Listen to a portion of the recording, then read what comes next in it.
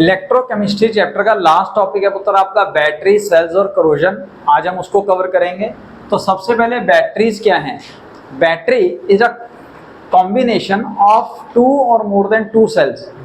Generally 3 cells के combination को हम बैटरी कह देते हैं, लेकिन एक सिंगल सेल जिसका पोटेंशियल ज्यादा होगा उसको भी आप बैटरी कहोगे।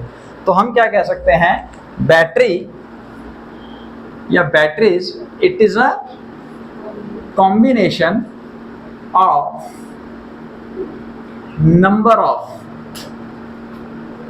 electrochemical cells। इलेक्ट्रोकेमिकल सेल्स, तो जो हमारे इलेक्ट्रोकेमिकल सेल्स हैं उनके कॉम्बिनेशन को ही हम बोलते हैं बैटरीज। और बैटरीज बनाने के लिए हम इन सेल्स को सीरीज में कनेक्ट करते हैं।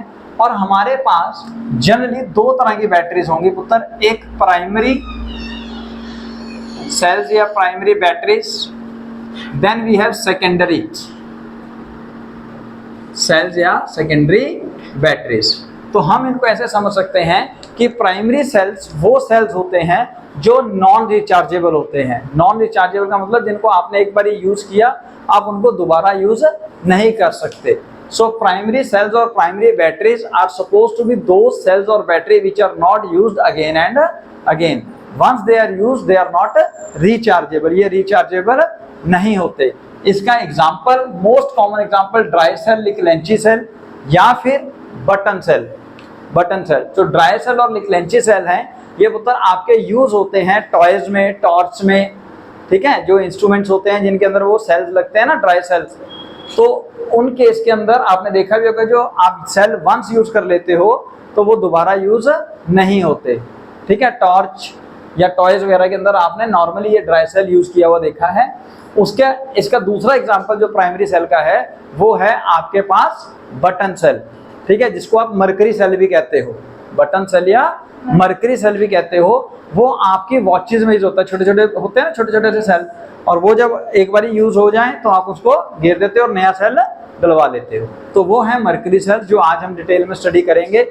लेकिन एक चीज और याद रखिए, आपके एग्जाम्स में यहाँ से जो क्वेश्चन आते हैं वो डायग्राम, वो एनोड और कैथोड पे क्या हो रहा है, नेट सेल क्या हो रहा होगा बस, और कहाँ इनके यूज होंगे। तो इसलिए ये कंसेप्ट आपको टोटली लर्न करना पड़ेगा। इसमें समझाने का थोड़ा कम है, कंसेप्ट लर्निंग का ज़्यादा है। तो उसके बाद आ जाइए आप सेकेंडरी सेल्स। तो जैसा आपको बताया, सेकेंडरी सेल्स वो सेल्स होते हैं विच आर रिचार्जेबल, जो रिचार्ज हो जाते हैं। जैसे आप सबको पता है, जैसे हमारे मोबाइल्स में आजकल जो बैटरीज लगी हुई हैं, लिथियम आयन बैटरीज हैं वो, है ना, they all are the secondary cells. जो हमारे इन्वर्टर में बैटरीज लगी होती हैं, they all are the example of secondary cells. तो secondary cells are those which are rechargeable and can use again and again. इसके जो कॉमन एग्जांपल हैं सेकेंडरी सेल्स के, वो जैसा मैंने आपको बताया, lithium ion battery. Lithium ion battery हमारे मोबाइल, लैपटॉप एक्सेट्रा में यूज होती हैं। Then nickel cadmium sales, again common cell है। And third most important is lead storage battery. Lead storage battery जो है वो आपके इन्वर्टर के अंदर या जो आपके ऑटोमोबाइल्स होते हैं, गाड़ियां वगैरह होती हैं, उनके अंदर जो बैटरीज लगी होती हैं वो लेड स्टोरेज बैटरी होती है, लेड स्टोरेज बैटरी, ठीक है। इसके अलावा एक थर्ड टाइप के सेल्स भी हम स्टडी करेंगे जिन्हें आप कहोगे फ्यूल सेल्स। फ्यूल सेल्स, तो फ्यूल सेल्स के अंदर बेसिकली जो फ्यूल्स होंगे जैसे hydrogen gas, oxygen gas, methane gas, उनको हम कंबस्शन करते हैं यानी कि बर्न करते हैं, जिसकी वजह से वहां पे large amount of energy produce होती है और उस एनर्जी को हम यूज करते हैं फॉर वेरियस पर्पस। स्पेशली जो 1960s के अंदर यूएस ने अपोलो मून प्रोग्राम लॉन्च किया था, जहां पे उन्होंने रॉकेट लॉन्च किया था यहाँ से मून की तरफ, वहां पे उन्होंने फ्यूल सेल यूज किया था। उन्होंने जो most commonly use fuel cell use किया था, जो मोस्ट पॉपुलर भी है, जो आपके सिलेबस में भी है, वो है hydrogen oxygen fuel cell. Hydrogen oxygen fuel cell. तो हाइड्रोजन और ऑक्सीजन को यूज करके उन्होंने वहां पे एनर्जी प्रोवाइड करवाई थी और एनर्जी की मदद से उन्होंने रॉकेट को लॉन्च करवाया था। और इसकी एक और अच्छी बात क्या है कि इन सेल्स के द्वारा जो बाय प्रोडक्ट प्रोड्यूस होते हैं वो इको फ्रेंडली या एनवायरमेंटल फ्रेंडली भी होते हैं।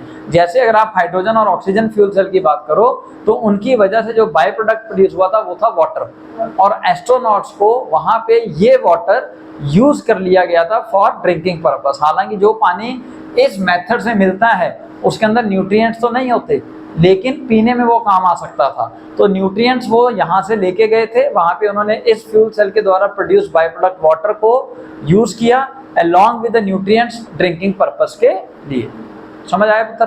अब हम बात करते हैं सबसे पहले ड्राई सेल या लिखलेंची सेल की, one of the most important cell of your syllabus, leclanche cell. ये लिखलेंची, जी लिखलेंची ने 1868 के अंदर इन्वेंट किया था। तो इसके अंदर मेन बात क्या याद करनी है पुत्र, इसका डायग्राम। आप डायग्राम ध्यान से देखिए, आपने एक इलेक्ट्रोड लिया और वो इलेक्ट्रोड आपने लेना है ग्रेफाइट का। उस इलेक्ट्रोड के ऊपर आपने एक मेटल की कैप डालनी है, ये आपको याद आ जाएगा। नॉर्मल जो सेल होते हैं हमारे, उससे कंपेयर कीजिएगा।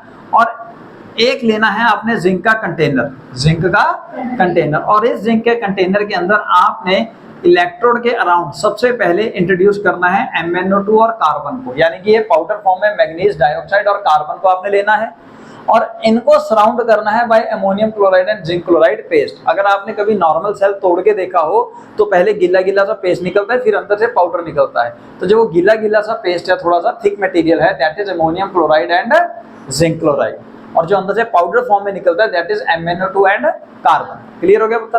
तो इनमें से जो ग्रेफाइट है that act as a cathode, तो यहाँ पे ये मेटल कैप एक्ट करेगी एज अ कैथोड और जिंक का कंटेनर एक्ट करता है as an anode. Very good. तो एनोड है तो एनोड पे क्या होना है? ऑक्सीडेशन। अगर ऑक्सीडेशन होगा तो इसका मतलब, ये याद करना शुरू कर दीजिए पुत्र, इसका मतलब वहां पे इलेक्ट्रॉन लॉस होंगे।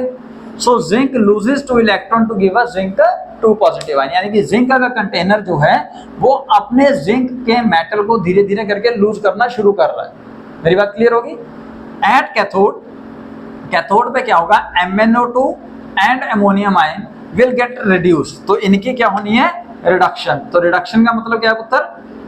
Gain of electrons. तो resulting to form MnO2O3 water and ammonia gas. यहाँ पे ये जो अमोनिया गैस प्रोड्यूस होती है along with the zinc ion form बनाती है एक कॉम्प्लेक्स, जिसकी वजह से ये जिंक खत्म हो जाता है और धीरे धीरे करके, जैसे जैसे आपने देखा होगा सेल अगर ओवर यूज हो या फिर काफी टाइम तक पड़ा रहे तो उसके जो शेल होता है, जो उसका बाहर का जिंक का कंटेनर होता है, उसके अंदर छोटे छोटे पोर्स डेवलप हो जाते हैं, क्योंकि जिंक मेटल धीरे धीरे करके खत्म होता जा रहा है, वो ऑक्सीडाइज हो रहा है। So this is very important dry cell and leclanche cell. तो पुत्र यहाँ पे जो पोटेंशियल डेवलप होगा वो 1.2 से 1.3 वोल्ट का होगा। बट मेन इशू क्या होता है, जो पोटेंशियल डेवलप होता है इन द ड्राई सेल, वो यूज होते होते जिंक धीरे धीरे करके डिग्रेड हो जाता है, कंटेनर जो है उसमें छेद होने शुरू हो जाते हैं, जिसकी वजह से इसका पोटेंशियल भी धीरे धीरे धीरे करके ड्रॉप हो जाता है। ठीक है, और ये यूज होता है टॉर्च, टॉयज या ट्रांजिस्टर एक्सेट्रा में। आपने देखा भी होगा, अगर टॉर्च इनिशियली उसके अंदर सेल डालते हैं तो बड़ी दूर तक रोशनी, बड़ी अच्छी रोशनी देता है, बट जैसे जैसे सेल पुराने होते हैं तो रोशनी डिम होनी शुरू हो जाती है। क्यों? क्योंकि सर पोटेंशियल ड्रॉप होना शुरू हो जाता है। ठीक है, इसके बाद हम दूसरा प्राइमरी सेल स्टडी करेंगे, मरकरी सेल या बटन सेल। मरकरी सेल या बटन सेल के अंदर हम इसको कुछ इस ढंग से स्टडी करेंगे कि यहाँ पे जिंक और मरकरी के मिक्सचर को यूज करते हैं to make a container which act as an anode. जाओ क्या काम करेगा? एनोड। तो जिंक एक्ट करेगा एज एन एनोड और इस कंटेनर के अंदर मरकरी ऑक्साइड और पोटेशियम हाइड्रोक्साइड इंट्रोड्यूस किया जाएगा। मरकरी ऑक्साइड और पोटेशियम हाइड्रोक्साइड इंट्रोड्यूस किया जाएगा। सपोज मैं यहाँ पे डॉटेड फॉर्म में इसको शो कर देता हूँ, और साथ में यूज करोगे आप इलेक्ट्रोड। इलेक्ट्रोड क्यों? जो सर्किट को कंप्लीट करके रिएक्शन करवाएगा। ठीक है पुत्र? तो इन दिस केस एनोड में सबसे पहले जिंक ने 2 इलेक्ट्रॉन लूज करने to give us zinc 2 positive ion. ये जिंक 2 पॉजिटिव आयन जो है वो OH नेगेटिव आयन के साथ कंबाइन करके बनाते हैं जिंक ऑक्साइड वाटर, और ये रहे वो 2 इलेक्ट्रॉन जो एक्स्ट्रा रिलीज हुए। इन 2 इलेक्ट्रॉन्स को और वाटर को अब मरकरी ऑक्साइड HgO यूज करेगा फॉर रिडक्शन। तो कैथोड पे हो गई पुत्र रिडक्शन, जिसकी वजह से वहां पे मरकरी ऑक्साइड रिड्यूस हो जाएगा इनटू मरकरी एंड साथ में रिलीज होगा 2 OH negative ion. So this reaction will keep on going. ठीक है, और यहाँ पे जो पोटेंशियल डेवलप होगा वो होगा 1.35 वोल्ट्स, 1.35 वोल्ट्स, और ये यूज होता है हमारे वॉचेस में, हमारी वॉच में। ये ज्यादातर हम क्लॉक्स में, टॉयज वगैरह में यूज करते हैं। अब यहाँ की अच्छी बात क्या है कि यहाँ पे जो पोटेंशियल है ना, ये थ्रू आउट द लाइफ, जितनी भी सेल की लाइफ है through out the life constant रहेगी।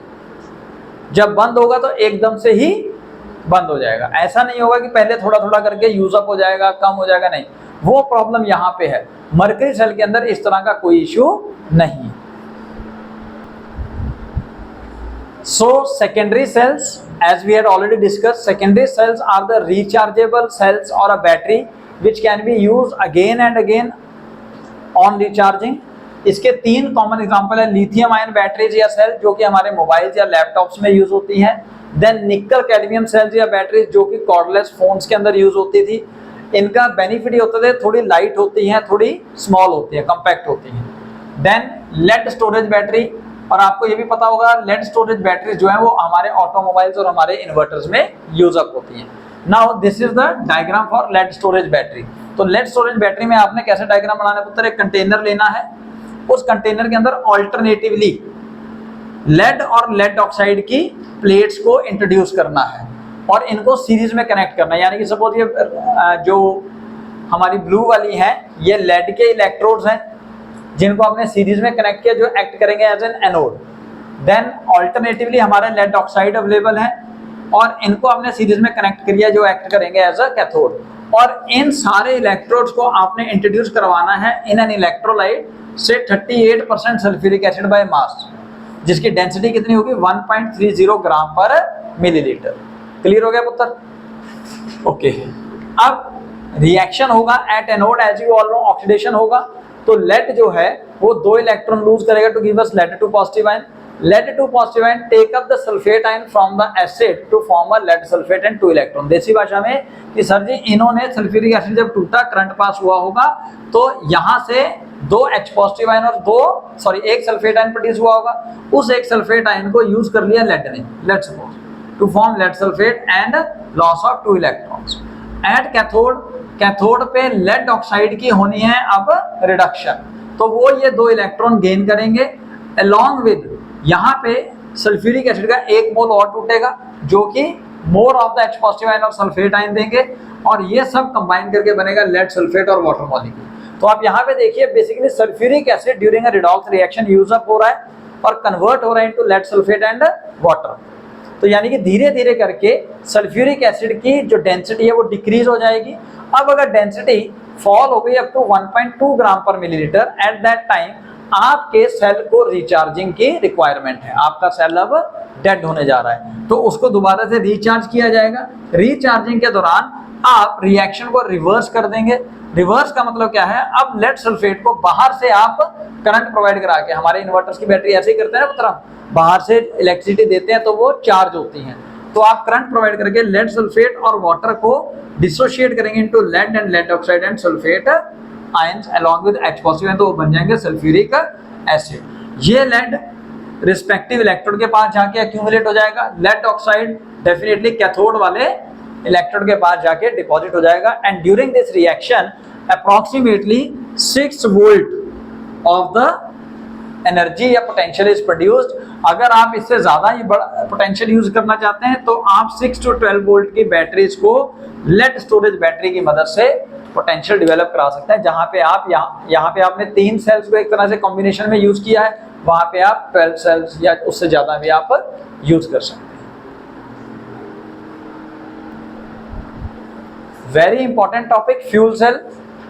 फ्यूल सेल क्या है, एक ऐसा सेल जिसके अंदर हम फ्यूल्स की कंबस्शन करते हैं like hydrogen, oxygen, methane etcetera to get a large amount of energy, और इस एनर्जी को यूज किया जाता है to launch the like rocket etcetera, जो कि यूज किया गया था अपोलो मून मिशन के अंदर। और वहां पे जो आपका फ्यूल सेल यूज किया गया था वो था हाइड्रोजन ऑक्सीजन फ्यूल सेल।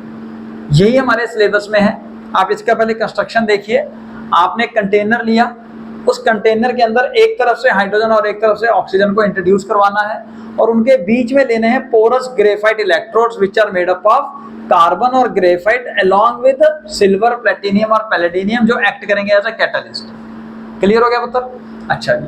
अब बीच में आपने इलेक्ट्रोलाइट यूज करना है, सोडियम हाइड्रोक्साइड और पोटेशियम हाइड्रोक्साइड। अब रिएक्शन के दौरान जो बाय प्रोडक्ट प्रोड्यूस होगा वो प्रोड्यूस होगा वाटर। क्या प्रोड्यूस होगा? वाटर।